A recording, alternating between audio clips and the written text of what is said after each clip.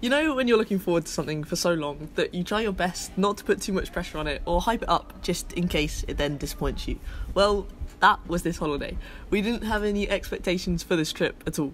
We went in completely blind, knowing nothing about Prague or what to do, and it was great. Oh my days.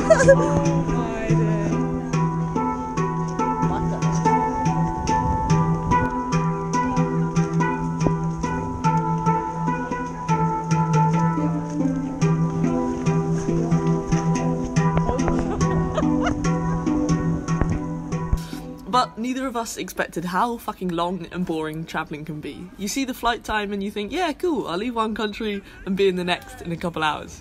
No, because you forget about all the annoying stuff in between, like the transit time, the queuing, the delays, the crowds.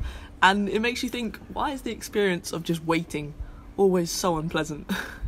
Not to be all lazy, but what if in the airport there were more of those flat escalator things going around, but with seats on them and a place for your luggage and a cup holder? I think that'd be very handy. Because the hassle of picking up your bags every 30 seconds just to move about an inch forward is incredibly irritating, I think. Anyway, we left Amsterdam at 3 and I just got to Prague at 10. Then one uncomfortably sweaty bus ride and a train later, we arrived at the hostel and went straight to bed. The first morning waking up in a whole new city is like being a Sims character where someone goes into settings, change the location and press play. Because everything around you is new, the most basic of things are impressive. Well, any building in any European city is just cool. Anything in another country is automatically cool. Like going for a walk is just cool, alright? And we did a lot of walking. But there were so many times walking around where if my sunglasses were tucked on my top, the slightest bit of movement would untuck them. So I was like, why isn't there little magnets here and here? So to clip them in place so they don't fall off. Just saying.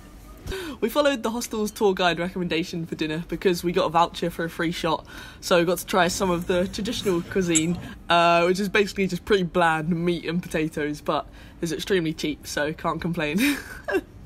When in the toilet though, I thought, why is every single toilet roll cover a round shape? It's like they deliberately want you to break your phone when you try and balance it on top of them, because there's nowhere else to put it. I think there should be some kind of like holder with a motion sensor or something that notifies you to take it so you don't forget it.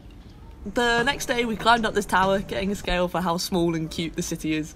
We got to see the castle grounds and the church as well, luckily away from the crowds, as the tour guide showed us one of his favourite spots that he described as walking down into a painting, which was very lovely. A top tip that we got from him is that if you're at a restaurant or pub, if beer is more expensive than the water that they're serving, then don't go there, it's a tourist trap. But we were so hungry, so we fell right into the trap and went to the first place we saw when walking back down. Thursday was another tiring travelling day. It was time to check out of the hostel and head into the middle of nowhere, basically. Not really thinking through how we would get there, but could at least enjoy the aircon that was on the Flixbus.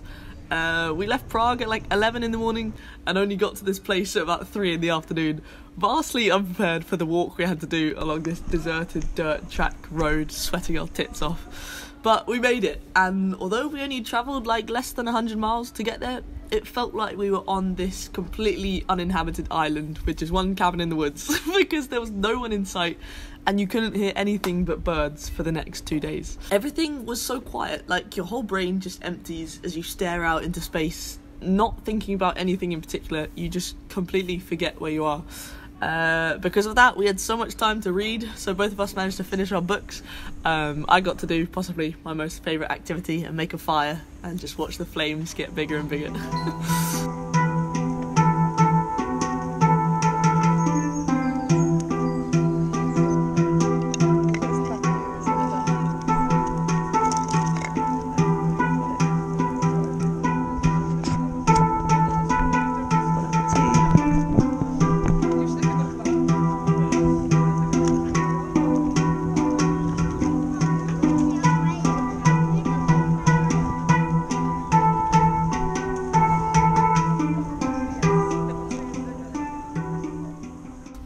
Going to the toilet and showering outside was so sick. It's not every day you can enjoy a view like this when you're taking a dump, can you?